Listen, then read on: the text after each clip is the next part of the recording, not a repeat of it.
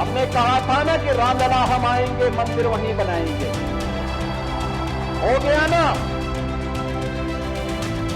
अब यूपी में दंगा नहीं, सब चंगा है। बिहार चुनाव के लिए पुरजोर प्रचार हो रहा है। राजनीतिक पार्टियां अपने अपने स्तर पर अपने दिग्गजों को बिहार की अलग अलग विधानसभाओं में भेज रही हैं। इसी तरह से उत्तर प्रदेश के सीएम योगी आदित्यनाथ बिहार के सीवान में एक रैली में पहुंचे, जहां पर उन्होंने रैली में अपने संबोधन के दौरान उत्तर प्रदेश के सीएम योगी आदित्यनाथ ने अपनी बुधवार को हुई रैली को लेकर विपक्षी नेता पर निशाना साधते हुए कहा कि मैं रघुनाथपुर में आया था और वहां मैं इसलिए आया था क्योंकि एक खानदानी माफिया वहां पर फिर से कब्जा करना चाहता है। उत्तर प्रदेश में हमने बुलडोजर से रौंद रौंद कर इन माफियाओं का कचूमर निकालकर उत्तर प्रदेश की धरती से जहन्नुम के रास्ते उनके खोल दिए हैं। पिछले 20 वर्ष में नीतीश बाबू के नेतृत्व में सुशासन की नींव मजबूत हुई है। बहनों और भाइयों, ये एनडीए है, बोलता कम है, करके दिखाता है। ये झूठे वायदे नहीं करता, पहले करता है फिर बोलता है। हमने कहा था ना कि रामलला हम आएंगे, मंदिर वहीं बनाएंगे। हो गया ना। एनडीए ने कहा था ना यूपी में कि आएंगे, माफिया राज यूपी का समाप्त करेंगे, दंगे फसाद समाप्त करेंगे।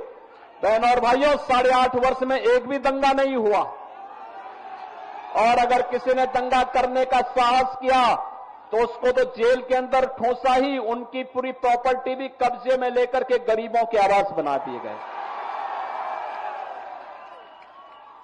अब यूपी में दंगा नहीं, सब चंगा है। अब यूपी में दंगा नहीं कर सकता कोई। पर्व और त्योहार के पहले, दंगाई के पहले की उसको बता दिया जाता है कि भाई दंगा करोगे तो खानदानी पूरी प्रॉपर्टी भी जाएगी, कहीं भीख भी नहीं मिलेगी। बहनों और भाइयों, और हमने कहा था ना, माफिया राज सदैव के लिए समाप्त करेंगे और बहुत अच्छे ढंग से उनके जहन्नुम के टिकट काटे गए। बहुत। इसके बाद सीएम योगी आदित्यनाथ बिहार के ही लालगंज विधानसभा क्षेत्र में आयोजित जनसभा में पहुंचे। यहां पर भी सीएम योगी ने जनसभा को संबोधित किया। अपने संबोधन में सीएम योगी ने बिहार की धरती पर जन्मे महापुरुषों को याद किया, तो वही नालंदा विश्वविद्यालय का भी अपने संबोधन में जिक्र किया। सद्गुरु रविदास जी महाराज ने, अन्य ऐसे अनेक पूज्य संतों ने, महाराष्ट्र की धरती पर भी तमाम ऐसे पूज्य संत हुए जिन्होंने उस समय के समाज को एक नई दिशा दी, और उनकी वाणी आज भी उतनी ही प्रासंगिक है जितना उस समय थी। उनकी प्रासंगिकता एक शाश्वत भाव के आधार पर है, और शाश्वत भाव हर देश, हर काल, हर परिस्थिति में समान रूप से लागू होती है। बहनों और भाइयों, आज जब हम यहां पर कबीर धाम आश्रम से के संस्थापक पूज्य संतों की स्मृति प्रकटोत्सव कार्यक्रम के साथ जुड़े हुए हैं, उन स्थितियों में हम सबका दायित्व बनता है। आज हमारा भारत विकास की जिन नई बुलंदियों को छूता हुआ दिखाई दे रहा है, एक नया भारत है। एक नया भारत जो अपनी विरासत पर भी गौरव की अनुभूति करता है, और जो विकास के नित नए प्रतिमान को स्थापित करते हुए लगातार दुनिया के अंदर एक ताकत के रूप में अपने आप को स्थापित कर रहा है।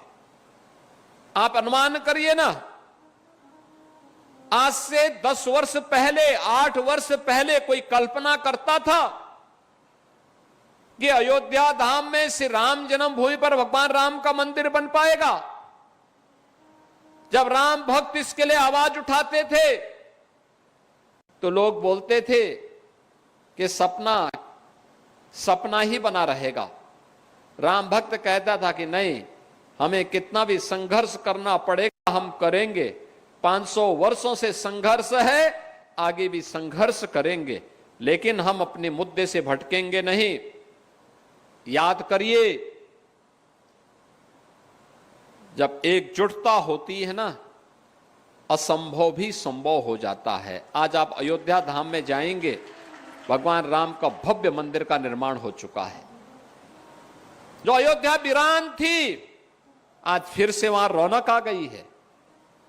यानी अयोध्या धाम में गत वर्ष 6 करोड़ से अधिक श्रद्धालु दर्शन करने के लिए आया था। 6 करोड़ से अधिक श्रद्धालु अकेले अयोध्या धाम में। जिस अयोध्या में बामुश्किल कुछ लाख श्रद्धालु आ पाते थे, आज गत वर्ष 6 करोड़ श्रद्धालु आए थे।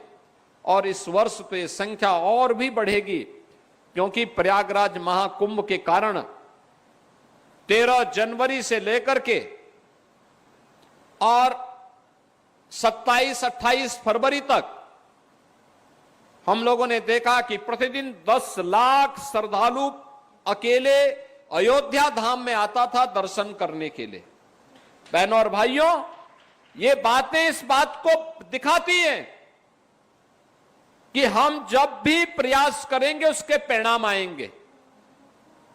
यानी कोई भी व्यक्ति जो इन धार्मिक स्थलों में जा रहा है, श्रद्धा भाव के साथ जा रहा है, निष्काम भाव के साथ जा रहा है, वह सही मार्ग पर ही जाएगा, सही दिशा में ही जाएगा, भटकेगा नहीं।